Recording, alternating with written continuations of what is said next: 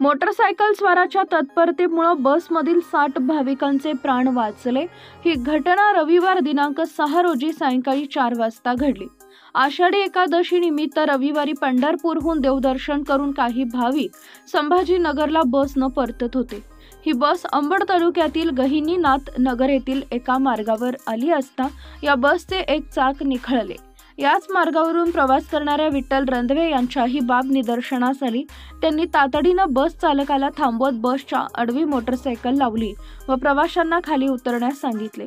त्यांच्या तत्परतेमुळे बसमधील 60 भाविकांचे प्राण वाचले। त्यानंतर विठ्ठल रंधवे यांनी बस चालकाला बसचे टायर निखळले तरी तुमच्या लक्षात कसं आलं नाही असं म्हणत जाब विचारला। बस चालकानं दिलगिरी व्यक्त करत बस रस्त्याच्या कडेला उभी केली। त्यानंतर चालकानं बस डेपोत संपर्क साधत प्रवाशांसाठी दुसऱ्या बसची व्यवस्था केली। पंढरपूरहून संभाजीनगरला परतत असलेल्या एसटी बसचे चाक गहिनीनाथ नगर जवळील राष्ट्रीय महामार्गावर निखळले।